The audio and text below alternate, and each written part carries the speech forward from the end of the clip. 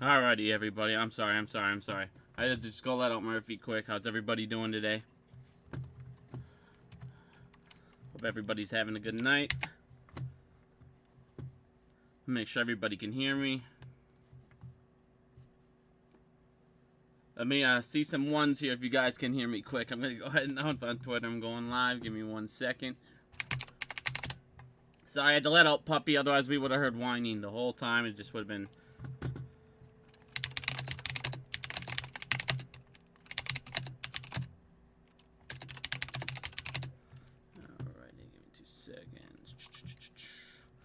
How's everybody's week going so far? Hope everybody's got a good, had some fun. Got their mind off the stock for a little bit. Went outside. All right, we're finally seeing some ones here. I just announced on Twitter we're going live. Give me like 2 seconds to let some people fill in here quick. We're gonna go over quite a bit of stuff. I don't want to go live too super long here, but there's a lot of stuff going on right now, and it's pretty funny because a lot of the things I said was about to happen, it's happening a lot quicker than I thought, especially with the politicians, and now they're already latching on to Gary here, so it's kind of funny. But all right, let's get into the refinancing quick. Let me just pack this bomb. I mean, what are we doing if we're not high? You know what I mean? All right, so a lot of people are asking me a lot of these questions about the the 8K. I haven't jumped into the full one yet. I'm gonna have to dive more into that. But what they did is they pretty much pushed back debt that was gonna be due in August of 2023, and they pushed that out all the way to the 2027. And that's massive for us. It's a lot of money that they don't need to suddenly come up with here pretty quick in a year. What this also does is it gives them time to get through this pandemic, get people back, hopefully the economy recovers by then. More movies are out by then at that point. So this pushes it out to where, by that time they're hoping a ton of movies are going and they shouldn't have to worry about refinancing again. But this is a nice thing. A lot of people are asking me when they went into the filing down here. It's like there's a 92% in here. And basically this is just a discount that they got, the people buying the bonds. It's a way to, attract more institutions to buy it. They also paid down 106 million extra. A lot of people thought they paid down 105 million, which they actually just extended it. But like I said, this is good for little Billy. Billy's happy. Let's get our sketch pad out here quick. Billy's smiling. Billy's not. I should have this ready. Anyways, we're gonna be using the sketch pad anyway. So Billy, we're gonna go ahead and. Billy's got a big smile on himself today. He's feeling good. He's even got his trusty hat back. The hat that was taken from him by that bus. He's feeling good today. Alright. Now, let's get into these banks. So, I don't remember if you guys remember about 2.5, 3 months ago, we were talking about 3 major banks you guys need to start watching. When these 3 banks start happening, that's when your boom's going to start happening. And these banks are going down way faster than I thought they were going to. The 3 banks we talked about were UBS, Deutsche Bank, and Credit Suisse. Now, before we get into credit, which they're done, dude. Credit is so fucked, it's insane. Deutsche Bank, they had a whole bunch of layoffs, and it's not looking good for them, you guys. Everything about this, they're about to be doing restructures. They actually just got raided again 2 days ago. They're going to get fucked up pretty quick here. It's nice that, a lot of these major people that were in the shorting market are getting fucked up. A lot of them are actually getting hit now on tax evasion is what they're going to try and hit them on, which is nice for us. I don't care what they hit them on. Just throw them in prison, whatever you got to do at this point. It's ridiculous. But like I said, they're seeing this. You're going to see a lot more layoffs on these banks. Now, a lot of people, we'll go ahead and get into their earnings here in a second. A lot of people are looking at, a lot of these banks' earnings. And they're all beating earnings and all this stuff. And 1 second here. I'm trying to find the... God damn it.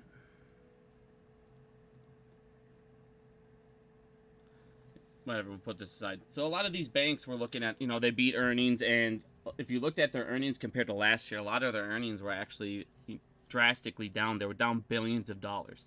A couple of these banks as well, the 6 biggest banks, are having to set aside $4.5 billion for Q3. They're going to have a lot of these loans going down. they're all planning on Credit Suisse going down, and that thing's a ticking time bomb. We'll get into that in a second. I was showing you guys the credit default swaps on this. Now, look at this compared to 2008. This is across banks, all these banks. I mean, this isn't just Credit Suisse. Everybody's watching them. And if you look over here, look how many fucking credit default swaps are taken out on them. That's more than anybody in the history, even 2008. Everyone's betting on them to fail. On top of that, I want to show you guys this one thing here real quick. This is actually pretty funny. I posted this on Twitter. Pull it up quick. Just posted it on Twitter here. So if you guys look, I'll pull this up here. If you just even just Google them quick, they sell 8.6 stake in all funds. They're scrambling to finalize revamp as deadline looms to sell U.S. asset management arms. Now the next page. Now look at this. This is in 2008. They're trying to raise funds, and they went through sovereign wealth funds in the Middle East. So they're going to Middle Eastern sovereign wealth funds. This is today's. They're going to Middle Eastern sovereign wealth funds to try and raise capital to get out of this. You guys, this literally all happened in 2008. This all happened. It's already laid out before you. You already saw what's going to happen.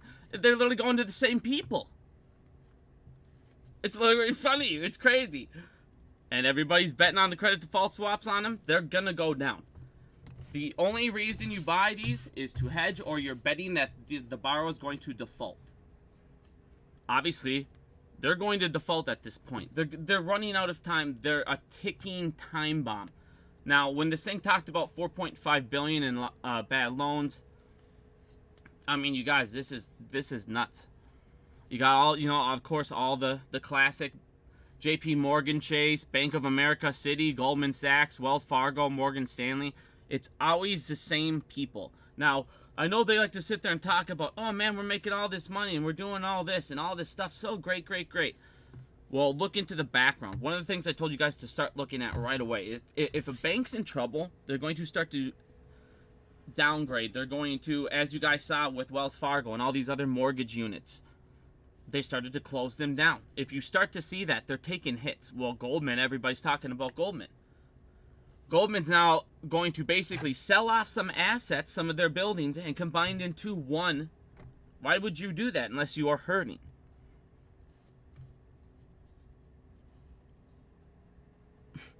They're having a major reshuffle. These are the things you want to start seeing. These banks are starting to get fucked up. I don't care if they're having these little, oh man, they're having such a great little quarter. They made a couple $1 billion. Yeah, and they also owe all this and that. They also have all these bonds that are about to get smashed. You have banks that they have bonds in that, who knows what they're going to lose in those. We're not even talking about those. Those 4.5 billion was for mortgages and things like that. So when this starts going down, the bonds start crashing, these banks are going to get smashed. This is what I've been waiting for forever. And like I said, this is the problem. We've been sitting here focusing on the middleman. And I know the market maker is a piece of shit. And we're going to get to them in a minute. But even the market maker. Who was the market maker's boss? It was the banks. It was the DTCC. On top of that, they were the ones writing ISDA contracts and loaning out shares to the market makers. So what do? You cut them off, and then that cuts them off. And a lot of people today were asking me about, hey, what about douchebag from Boston's interview with Citi? I mean, of course, it's perfect timing. Why wouldn't it come out? If you guys saw him today on TV,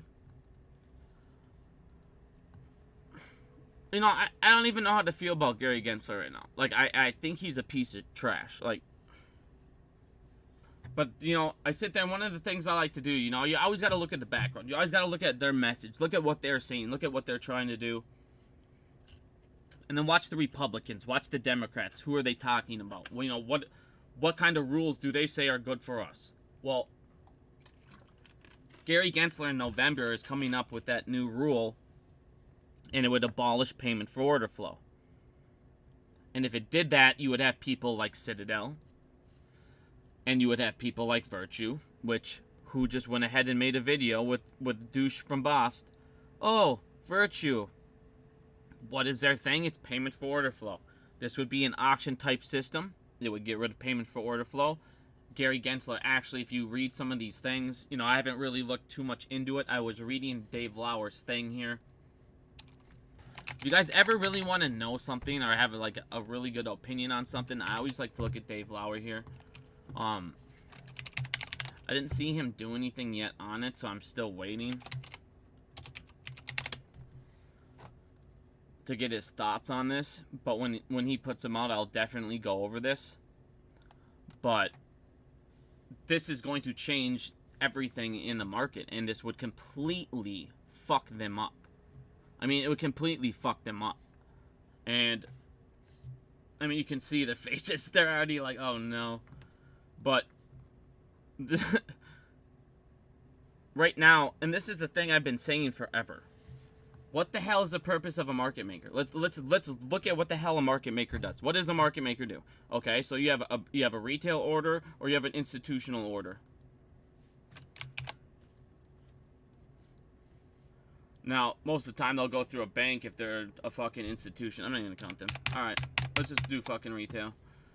Alright, you have retail order, you're going in. Most people think, I'm buying it from my broker. My broker has the shares on hand. Well, instead it goes to a market maker. Now, this market maker, as we went over before, has 12 billion routes that he can go ahead and he can fill this order.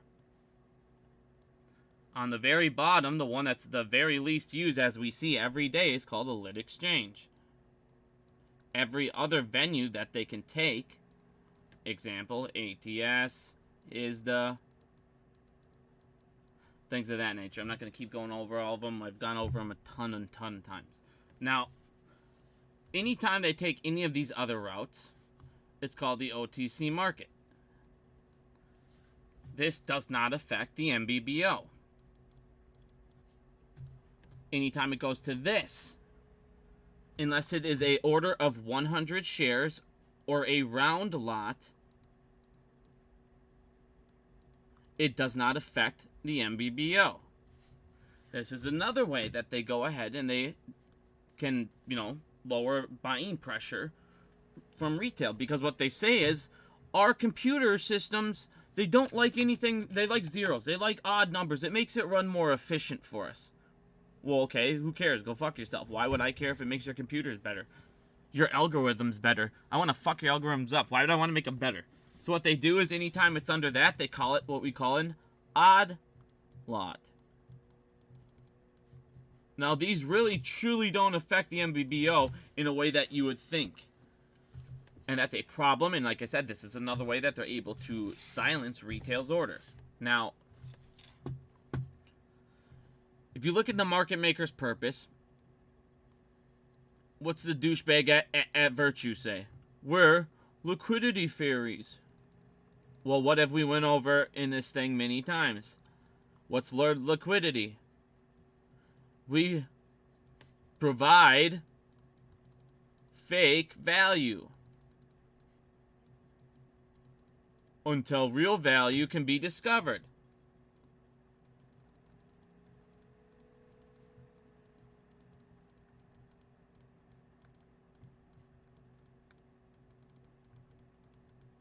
So until they can get retail or some institution or whatever they need to do to get it to sell off to cover that fake value in that moment, because as we know, 203B1, they can fill shares or they can fill orders before locate, because they are a bona fide market maker, and that's an exemption that they get. What they can also do is, if there's no shares there, they can create a short, market exempt, and sell it to the market. And that's the things you see on Stonko Tracker, all the short sales exempt.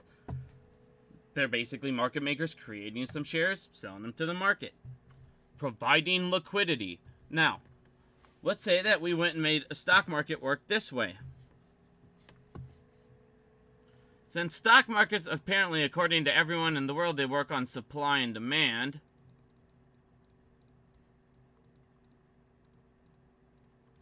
Well, if retail went to a broker and there was no market maker there, say he was gone, well, most of these OTC options would be gone too. What would be the purpose of them? Guess who created most of them? The market maker and banks. They're the ones who are working in the OTC market. What would be the purpose of it? They don't need it. What you would do is you would have a number of lit exchanges who all have a certain number of shares. And what that would mean is, just like Gary Gensler wants in an auction type system, alright, you have 1, 2, 3, 4, 5, 6, 7, you're going to obviously have more. Let's say you have like 10 exchanges now, or whatever. Well, they all should be lit. We should all be able to see that. Now they should all be auctioning for your order. So when a retail person comes in and puts a bid here,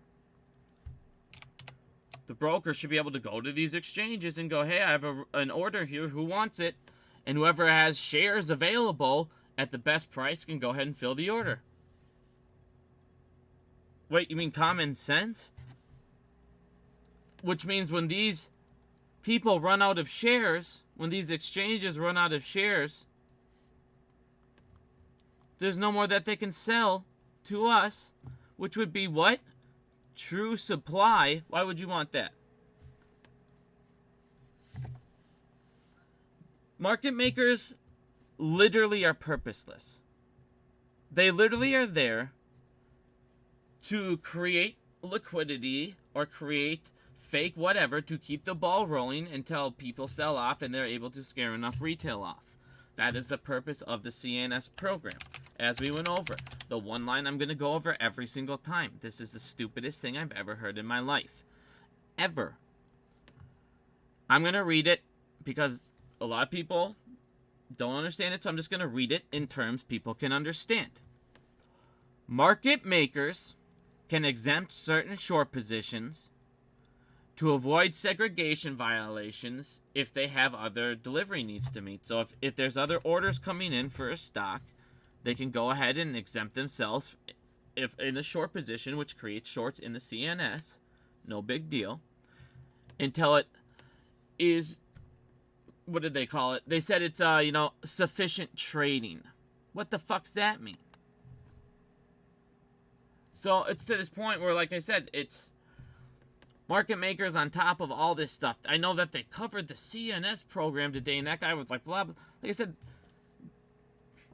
I saw 10 seconds of a clip of this interview today with this Doug guy, and I don't even need to see anymore. I literally shut it off halfway through. Let me tell you how it went without watching. He comes on, and he bashes the community. He says everything we're saying is fucking theories. Let me guess. He says Al probably was like, yeah, you're right. Probably at first he probably came out like, oh man, I'm going to ask him the tough questions. Didn't ask him anything. He doesn't know shit, so when this guy talks, he doesn't have a rebuttal towards the community and be like, okay, so you're telling me, hey Doug, come on my show. Come on with me, buddy. I would love to have a conversation with you. I will bring on tons and tons of lawsuits. We'll go over tons and tons of SEC violations together. We'll go over tons of things. And then if you want to invite me and Adam Aaron, like you were saying on before, I would gladly come and check your database. I'll bring a whole team of my buddies. I'll bring my whole staff. We will go ahead and look through your shit, and I promise we will find stuff. Wager on it. No, but I'm sure the rest of the interview was, oh, halfway through they became buddies, and he's like, yeah, you're right. I mean, they're saying this stuff. And by the end of it, I'm sure they were best friends, and what do you know? It's just like Matt and Martin Shkreli. Hey, let me go get a famous name on to grab some clout, and I'll go ahead and act like I'm going to be mean to them, but then I'll be their best friends. Because they don't know what to say. Fuck them. Market makers are pointless. They're literally here so they can cheat. That's it. You're here to facilitate cheating. That is what they do. They facilitate cheating until they can steal enough from retail to cover their cheating. That's it. Fuck them. Get rid of them. You could, like I said, this auction idea, Gensler's auction idea, it's a really, really, really good idea type thing. Obviously, there's way more better things you can do, but it's just huge step in the right direction, man. It's a huge step in the right direction. And I'm not trying to stick up for Gary. Like, trust me, you guys have watched me watch the Gary interviews. I am not sticking up for Gensler. But if he can change these certain aspects and destroy payment for order flow, get rid of the OTC market in one swoop, Jesus. I mean, literally, you have all these people, the industry pushes back, you got Citadel pushing back against it. They don't want this stuff. Oh, it's not broken. Let's not try and fix some stuff that might not be broken. Yeah, we know. The retail investor's getting better deals than they've ever gotten in their life. Yeah, good one. Good one. Like I said, he talks about all sorts of dark pool tradings, all sorts of, like, everything we talk about, at least he's talking about it. And I mean, I usually hate him. But now all of a sudden, I'm going to tell you one thing. When politicians start talking about a subject, just like I was talking about, do you guys remember this? Not even my last live stream, I said, what's going to happen? Because midterms are coming up. You're going to see the Republicans jump on a major event. And what a major event did I say? Gensler. It's going to be Gensler in the stock market. And all of a sudden, next thing you notice, we're going to get Gary Gensler. He's evil. The SEC sucks. Blah, blah, blah. Man, the SEC's garbage. We got to get rid of the SEC. Guess what? Ken Griffin pays these guys right here. Ken Griffin pays these guys right here. And guess what these guys are voting for in the meantime? Voted against the Short Sale Transparency and Market Fairness Act. Here, let's check this out. Bill?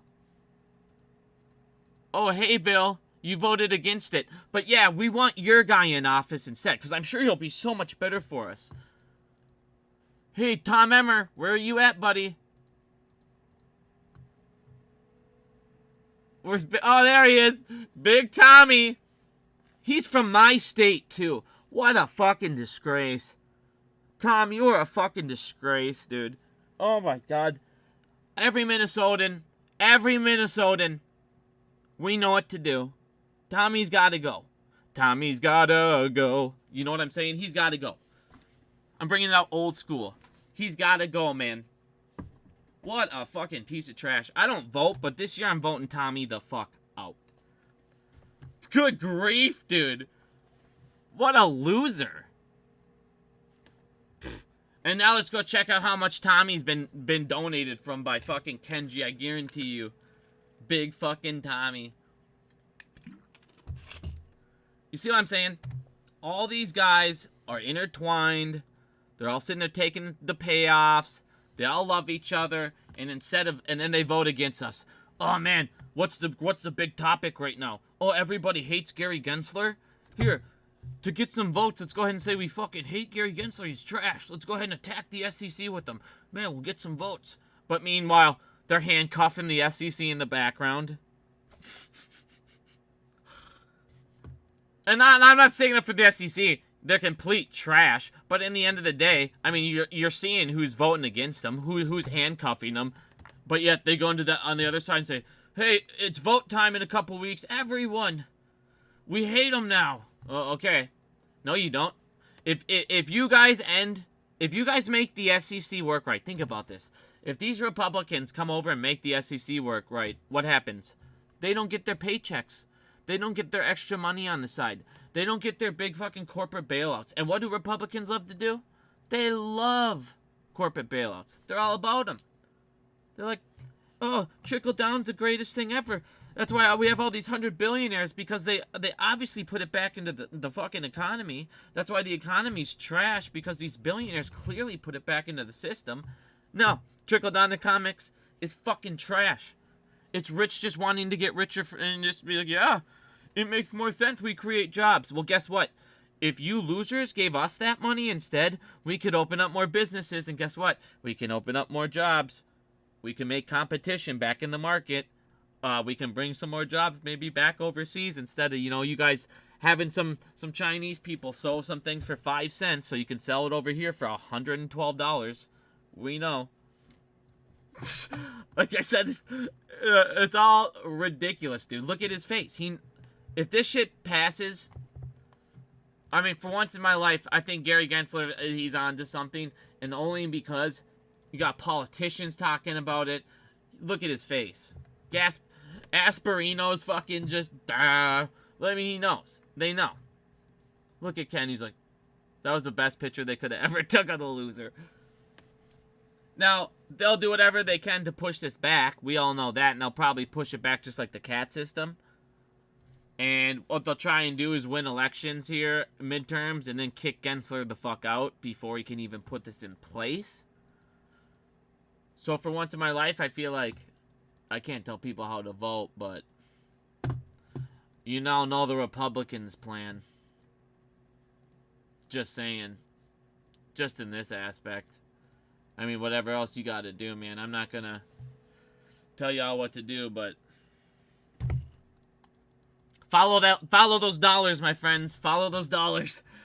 But I mean, it's just hilarious that you're already seeing stuff from 2008 across the board, and it's just worse and worse and worse. Like I said, guys, now they're trying. 1.5 trillion asset manager is reportedly exploring refinancing, restructuring options, just like Goldman. Crazy. They're reshuffling a major restructure. Why are all these banks doing that? Because guess what? They're getting fucked up. Nobody's able to buy houses. They're all going to take smashes in the mortgage. And guess what happened? 30-year mortgage rate in the U.S. has moved up to 6.94%. Highest since 2002. Who the hell can afford that? With what, the average price was still $440,000? Nobody can afford that. Nobody can own a house. So all these houses, I don't know what they're going to do, because you know what a lot of people don't realize is if you actually look up Airbnb, a lot of these Airbnbs, they're not doing good at all. A lot of people don't like them. A lot of people found out you were getting all these hidden charges and this and this and this, and rates went up, and a lot of people stopped going to these Airbnbs. And one of the things that, you know, when I talk about this housing market crash that a lot of people, it has to happen. These Airbnbs also. You have a lot of people that went out and thought, hey, I'll get these Airbnbs. I'll rent these out to people. All these people are going to go ahead and get these. All these people are going to default on these loans. These Airbnbs are going down. Now what? They can't afford these massive mortgages. They have all these massive mortgages coming up. Then they're not making any money. And on top of that, they're paying their own. A lot of people tried to get these Airbnbs, and the way they thought about it was, let me go get this Airbnb, rent it out to enough to the point where I pay for my own mortgage. Now what? On top of that, a lot of people are renting out homes that they own. They go out and buy houses for the purpose of renting it out. A lot of those people are struggling.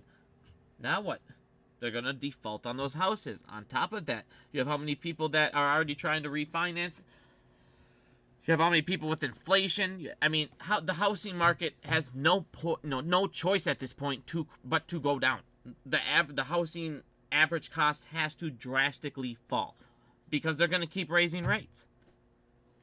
And if that happens, these banks, all of these banks, are going to take massive hits in the housing market.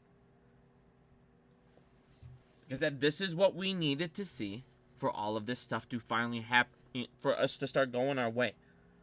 Everybody was sitting there talking about, man, if ape goes to under $2, it's fucked. We're fucked. There's no way it can come back and they'll get it delisted, and it's obviously going there. And it's been going back up, and who knows what's going to happen with it. And Adam Aaron, they have enough money to be patient with it. And that's the thing. Everybody's so impatient. Oh, fuck. Ape was at this for a minute, and all of a sudden it went down, and Adam Aaron fucked us. He should have sold it at 7. Why? He's got money in the bank enough to where he can wait a little bit. And all of a sudden, what if it goes up to 10? Then was he stupid? No. There's a whole bunch of things. Just relax. Let it play out. He's still playing chess. One of the things he can do, and this is one of, I thought about right away. And what, these short sellers, one of the things they can do, they can create money out of thin air pretty much when they do a short sale.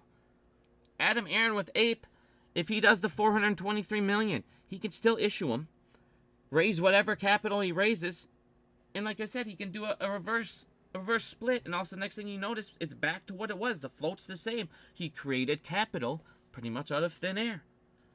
There's things he can do, so it's like, everyone, just relax. Oh, we need to overthrow Adam Aaron. I'm sitting here on Facebook. I'm on Twitter, like, the hell's happening? You have people going nuts in space calls. We need to put fucking Patrick in there. Patrick will end this and get it done. Al from Boston. Oh, I'm going to go ahead and I'm going to sue people. And it's like, Jesus Christ, people, calm down. Everything's finally happening. The top of the pyramid. See, this is the difference. Okay, here's the difference between now and 2008. And this is what I wanted to see. In 2008, you had all the tranches fall, okay? But why did they fall? Because the tranches fell from below. You had all the people defaulting on too many mortgages. So you had all of these BBBs. You had all the worst loans start all of a sudden defaulting. It wasn't enough where the A's, the double A's could hold it up. And all of a sudden, next thing you notice, it all smashed down. The reason I continuously bring up the stock market in these tranches, it's the same thing. You have banks at the top. You have retail at the bottom. Because you have what we call the CNS program, the OTC market, the stock borrow program, what you have is banks own the shares. They have the DTCC. They have the vault. You have the CNS program. You have, brokers can sit there and fucking, God, they can rehypothecate. But we'll get into that in a minute. But what you can do is we'll just go off just the stock borrow program alone before we even get into all these other terms. Just to make it simple, because I don't want to sit there and keep doing all these terms, because I have to keep explaining stuff and there's a lot of new people. So to keep this simple, now pretend this is the life of one stock, okay? This was the life of one tranche. Now, we'll just do stock borrow program. So that means you have a retail, now borrowing to another retail, do another retail, do another retail, do another retail, do another retail, over and over and over and over.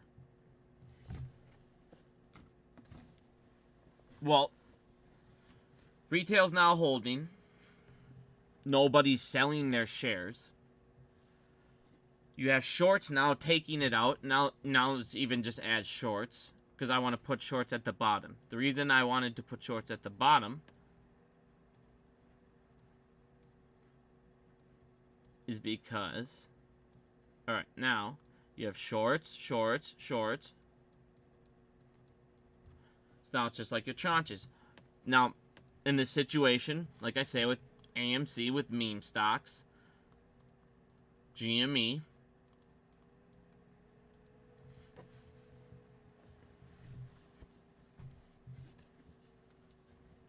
one second here. Sorry. My wife's texting me. I'm sorry. Now, these are going to be your BBBBBs, okay? The reason why is to fill these, you need these to sell. Well, these aren't selling. Eventually, these are coming due.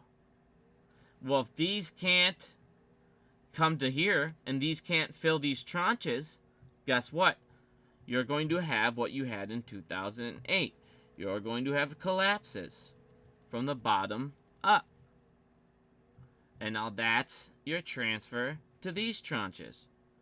But now, you had such a massive transfer of wealth. Think about it. Now the system, the whole stock life will come crashing down.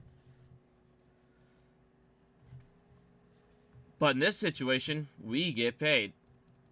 In 2008, the banks got paid. Why? They're too big to bail out.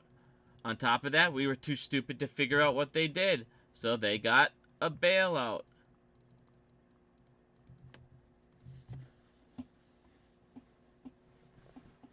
Now, one of the things I was looking at and kept trying to explain to everybody with the midterms, you could see, when these banks go down, when these banks go down, you're going to see such a ripple effect. It's going to hit the United States to the point where these guys are going to get fucked up. And you're already seeing the feds go over here. And what they're doing is they already, just another one today, they gave them another 11 billion loan. They're trying to do any and every single thing that they can do to hold this stuff off to midterms. They have no choice. So I'm saying, everyone, just be patient. Everyone wants to, go do these fucking rallies and stuff. Everyone you guys should see my DMs right now. People have some of the craziest ideas right now. It's like, I get it. Trust me, I get it. You guys, I sit and research this every day. You have no idea how mad I am. I'm at this point, all I can do is laugh at this and just keep showing everybody, because, eventually if I keep showing everybody, people are going to wake up to being able to show other people as well and their family, look, all these people you love, red, blue, they don't give a fuck. They don't give a fuck. Stop being so attached to a color. Look at who the fuck is looking out for you in any way, shape, or form. Look who's taking the payouts. I mean, it's both ways. I already showed you in the last the election. Because everyone like, oh man, he's just bashing Republicans. Well, here you go. For everyone that thinks I'm just bashing Republicans. Boom. Democrats won in this year's election, had over $1 billion for the first time ever. And most of it went to the Democrats. They're taking the shit too. And that's the problem. This party, this system we have, I've never voted in my life, because I realized right away it didn't fucking matter. When my first time ever was gonna vote, next thing I noticed, it was George Bush and Al Gore. And all of a sudden I realized when George Bush won, George Bush Jr. might be the dumbest, and I'm not just talking politician, I'm not talking about anything he's done. I'm just talking about intelligence. He might be the dumbest person I've ever heard speak in my life. And I mean in my life. He's literally the dumbest person ever. And he was the president of the United States. And when I saw that, I'm like, okay, something... If he was to the point where people sat down and go, all right, this is our best option. Nobody can run it better than this guy who can't even probably pass like a 3rd grade test. That's when I knew it didn't matter. It was all bot. It was all this. It was all the big boys put in whatever they needed to put in place. It's always the two-party system. They sit there and make you feel like, oh, man, we're free because you can vote. We can vote between 2 pieces of shit you put in. Do any of us sit there and go, man, we got all these candidates that we want to sit there and do it. Does anybody hold, massive groups on who we want to put in? Fuck no. It's just, hey, if you want to run, go ahead and run. But... you're going to be the Green Party or whatever the fuck you're going to be, and you're going to have to take on Democrats and Republicans. Well, we have $1 billion donated at our disposal. Who the fuck's going to win? What third party guy's going to come in and be like, hey, let me run national ads. Guess who owns the fucking media? They're buddies. They might not even let you run ads. Or they'll let you run some, trash ads. And you'll only be able to afford shitty made ads. You see what I mean?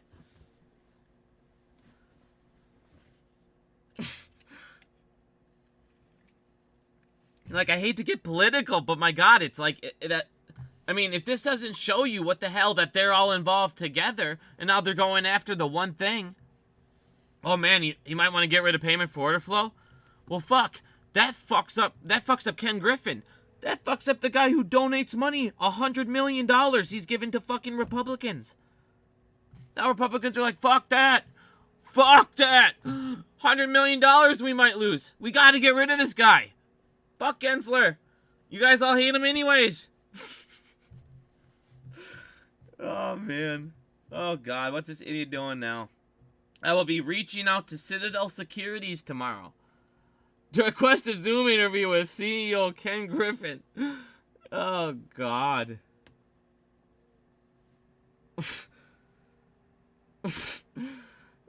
Oh, man. I'm sorry you all had to see that fucking clown. But you see what I mean? Jesus Christ, people.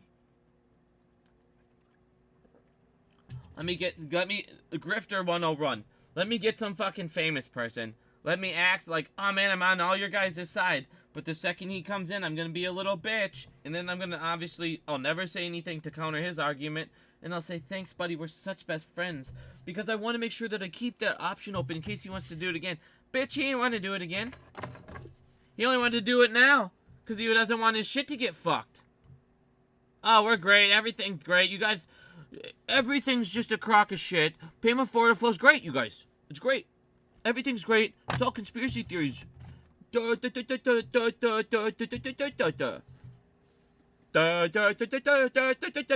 We know, Doug. You fucking clown.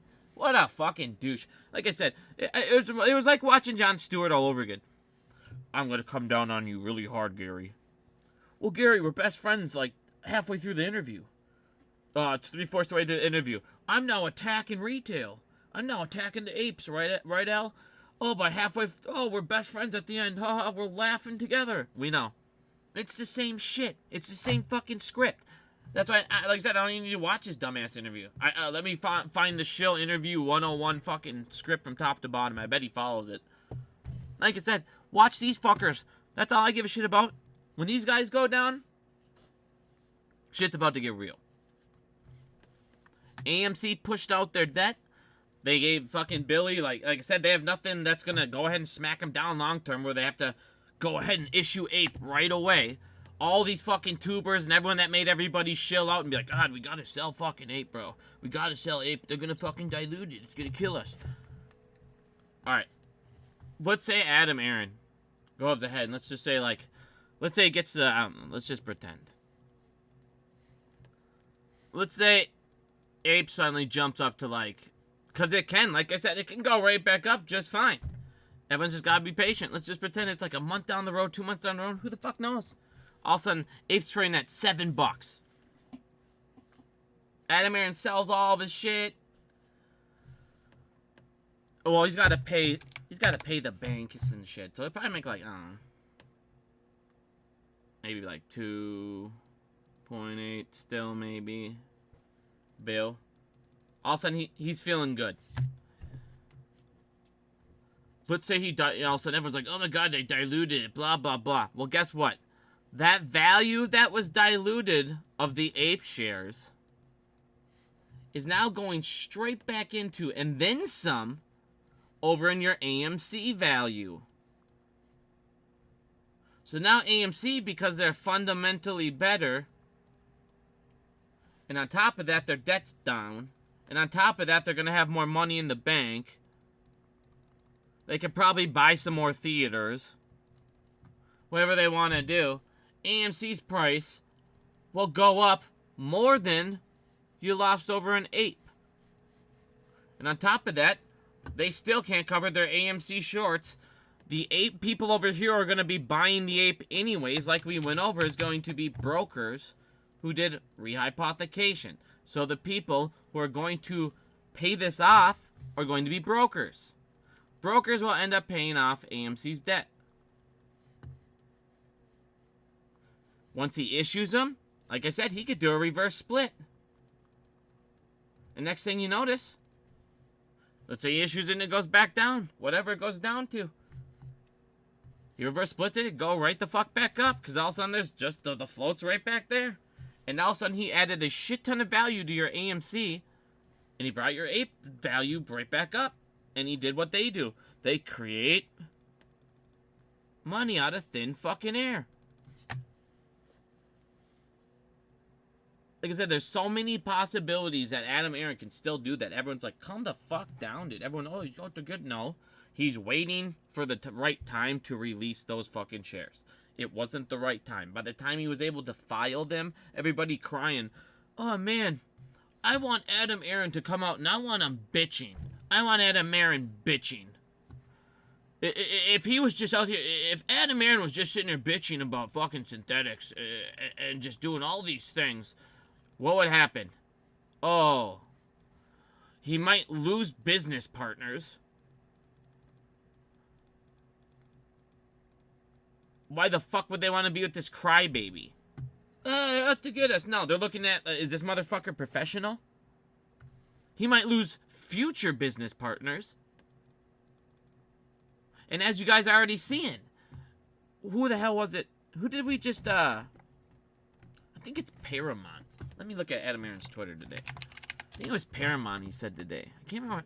I don't watch that show. It's that horse show. Or that Western show. I don't know what the fuck it's called. Was it Paramount? Yeah, Paramount. So now you guys are already seeing. They're going to go ahead and release these in this. So now you're already seeing Netflix. You got Netflix Paramount, you already are seeing streaming services. Disney, they're now releasing stuff inside of AMC.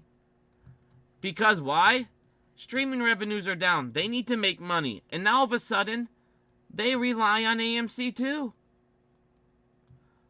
If you're Netflix, think about this. If you're Netflix and you spend all this money on making, obviously on all these actors, on making a movie, are you going to get more by just having people, I don't know, pay whatever the hell, what's subscription at? Like what, like $14? For a month? Well, guess what? Sometimes you're going to have, 3 movies come out in that month?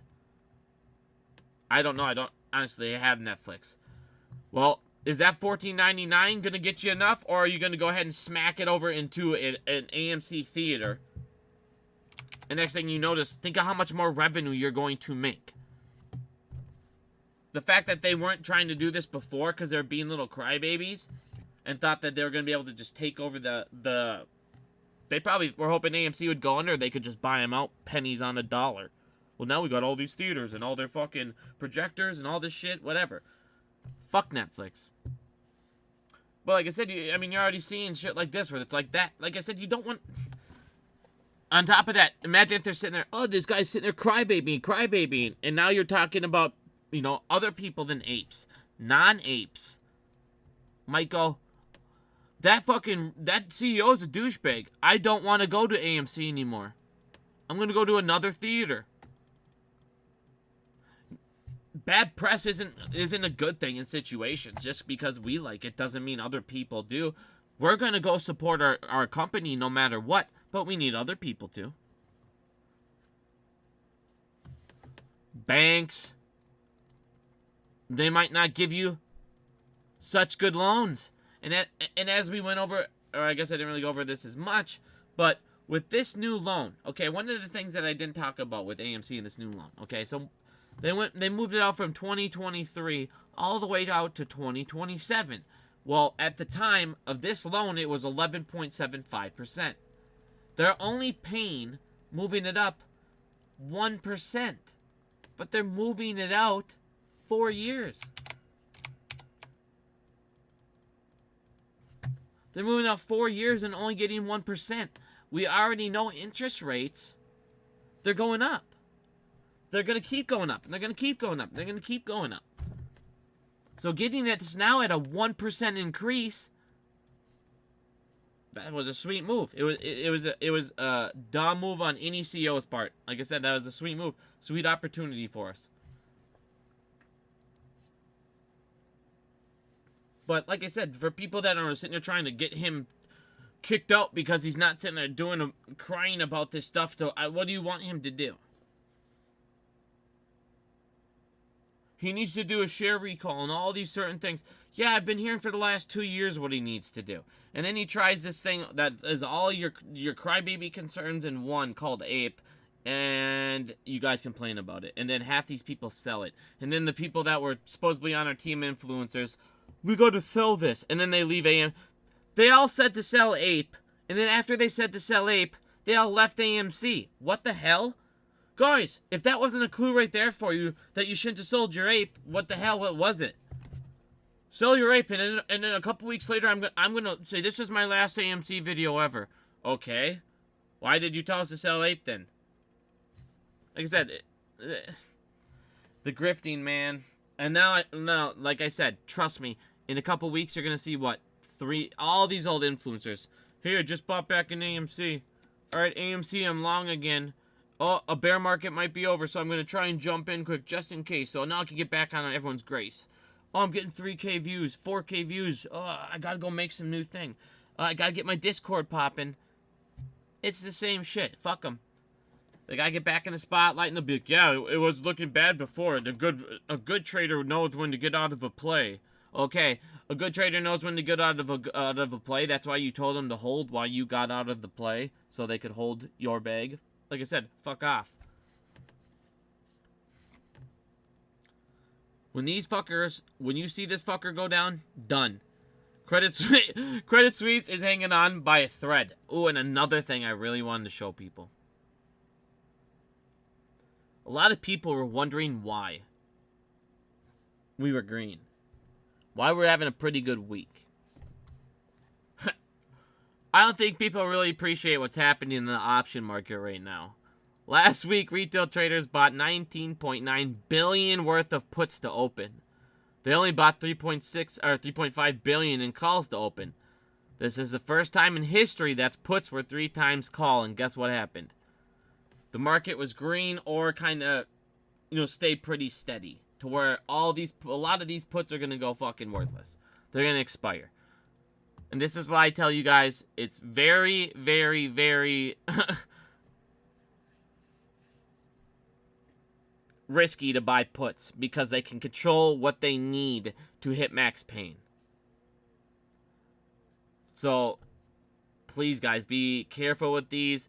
I know it's like, I don't want to tell people how to buy options, but a lot of people that get these short, quick booms that are like, hey, this is the week.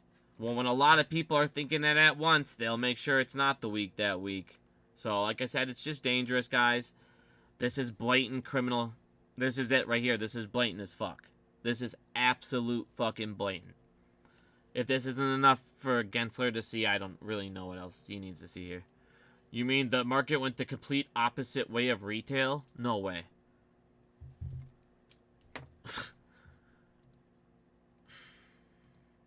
And on top of that, another thing, everybody was sitting there, I forgot to get into this part too with these banks, You have a lot of these banks that, they miss their stuff. You have Morgan Stanley. They miss profits. Banking revenue collapses 55%. That's a big-ass deal. Wells Fargo, and this is one of the people that I was talking about earlier. Wells Fargo, their profits, yeah, they were up 3.5. But last year it was at 5.1. It drastically plummeted. Now, on top of that, they have what? 1.5 billion and maybe 2 billion that they have in those bad bets that I just showed you set aside. So these profits are down drastically. So they want to make it seem like, oh, everything's all great and hunky-dory. Meanwhile, they're all closing down. They're coming down to one building. They're going to sovereign fucking wealth health. They're going out and they're doing stuff they did. Lehman Brothers. Think about this. The Lehman Brothers and UBS, this fucking bank I've been talking about forever. UBS. They went to sovereign wealth funds in 2008 and said, hey, please help us. We need help.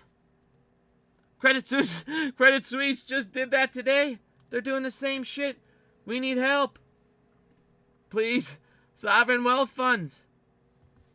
Come bail us out. We need it. They're going to the Middle East. Writing's on the wall. Look at the credit default swaps. I mean, literally, for the love of God.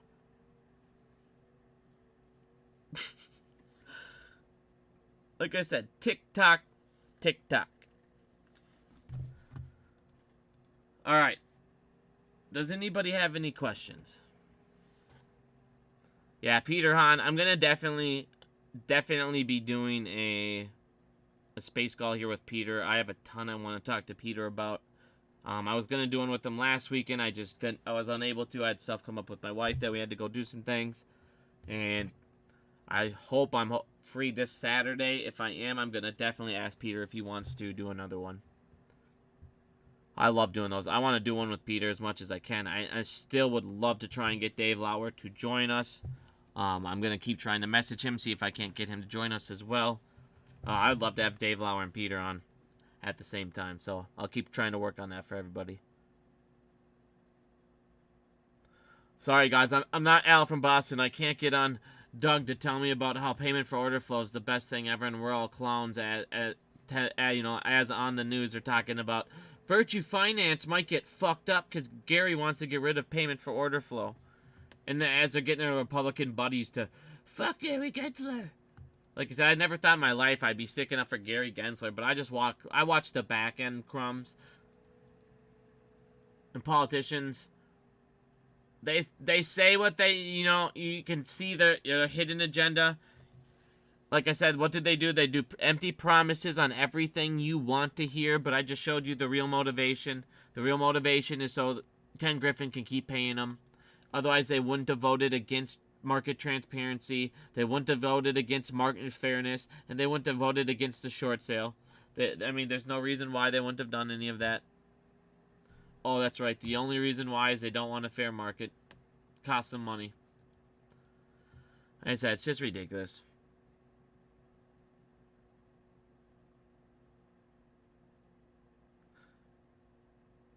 Charlie Video thinks market is going to rip due to reverse repo is going to dry end of year. I mean,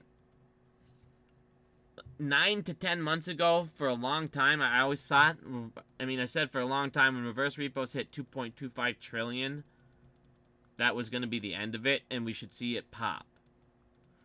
I've said that in a lot of my videos. This reverse repo, when this stops, when you see the reverse repo start dropping for, days, a week straight, that's when I'm going to start getting ready.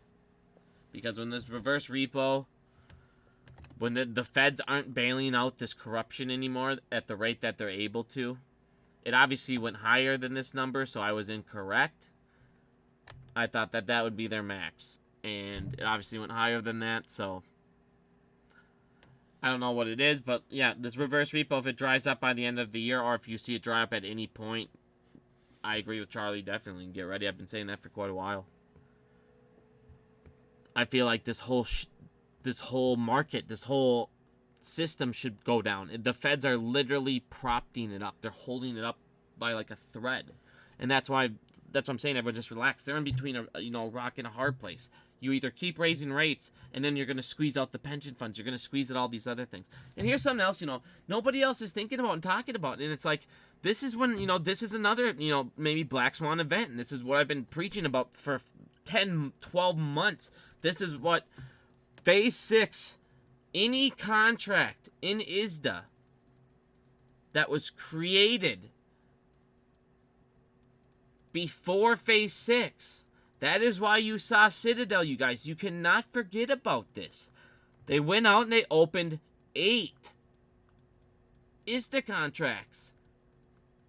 One day before Phase 6. Why? Because it gets the grandfather rule. When these ISDA contracts in the background are no longer grandfathered in, which could be a month, 2 month, 3 month. It hasn't been that long. When these start to expire and they no longer go to this rule, and all of a sudden these hedge funds, these pension funds, I can't say market make. You might have a small bank. You might have a small bank around that price, I suppose. But when these guys, new contracts come up, you're already seeing pension funds are struggling. Why? Because treasury bonds, interest rate are too high. So what's that mean? The higher that these treasury bonds interest rates go, that means that these pension funds who work in them, that means that when their bet on the treasury bonds is riskier. So they now need to deposit more collateral. Well, all of a sudden, these come up and they need to start depositing even more collateral, and they don't even have collateral now to begin with. They're already struggling. You already saw the feds just got done saying, they went out and asked banks, should we buy back some of the bonds? Our treasury bonds, should we start doing some buybacks? Because and the reason they asked them is they go, hey, on their ISDA contracts, are these guys going to default? If they're going to default, you need to let us know, and we can buy back some treasury bonds so their risk on their bet goes down and their collateral goes down. That is why your government says, or your feds, they go, we need to ask them when we need to buy bonds back. When we should buy bonds so we don't collapse the system ourselves. But at the same time, if we keep raising rates, the housing market's going to collapse. So you're either going to collapse the housing market, something's got to give. The bond market, I've showed you over and over, it's doing the worst it's done in ever. The bond market is just dying off everywhere. Everyone is fucked. Everybody's been running on credit for too long. You can't have it happen. The shit's, it's on, it's got a time limit, and it's coming up. And to prove that it's coming up, like I said, follow the numbers, follow what they're doing. Look at what the credit default swaps show you. Look at everything's beyond 2008. Not even just on this. In everything I've showed you, in every fathomable way. It's 2008 on crack. It's literally 2008 on crack. That is why I literally put this up all the time. I love it. It is 2008 on crack, my friends.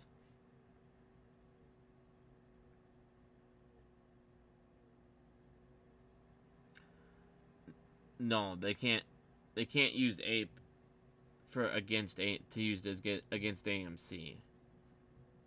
You can't really bet on it defaulting like that. What is the ultimate domino that folds it all? Dude, it could be one of these banks.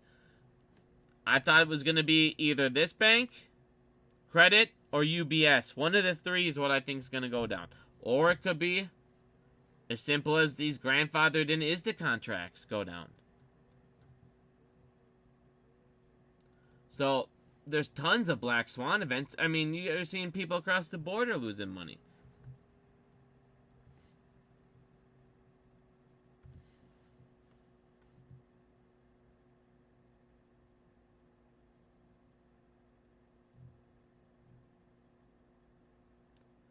The T plus 90 theory, man, I don't know. I don't see anything I've seen to really truly support it all the way where I'm like, yeah, for sure. I don't know. If it happens, sweet. If not, whatever. We'll see. I'm more worried about the banks going down, because I feel like this type of a collapse, instead of the 2008 collapse, you're either going to see a collapse from the top down, or you'll see it from the shorts up.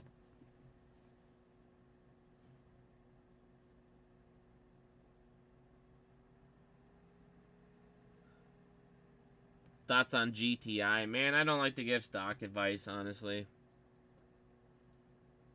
I mean, from what I've seen about it, I mean,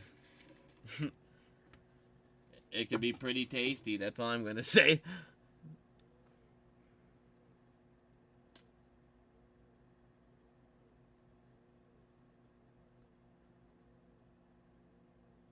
Ape could rip too, just with the AMC, man. You have shorts and brokers that have rehypothecated it that still need to fill shares.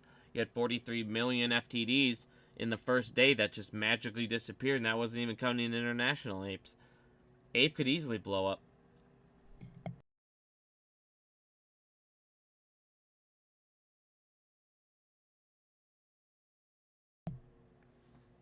Has Melvin closed yet? I'm pretty sure. I have no idea, man.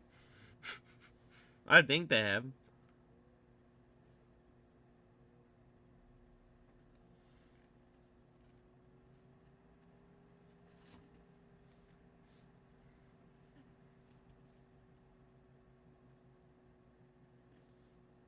Well, I don't know, man. Like I said, I don't like to give financial advice, especially call advice. I can't answer that, my friend. So 10:44. All right. I think I gotta get going here. I gotta get up at 4. All right, you're gonna sleep for like 5 hours here. Yeah, I'm gonna get going here, guys. Thank you so much for listening. I will try and do another video here in the next day or two. But, yeah, like I said, everyone just relax, calm down. We don't need to be doing all this crazy-ass shit. We don't need to be going after fucking CEOs and stuff. We're fine. Let the banks crumble. Thank you guys for listening.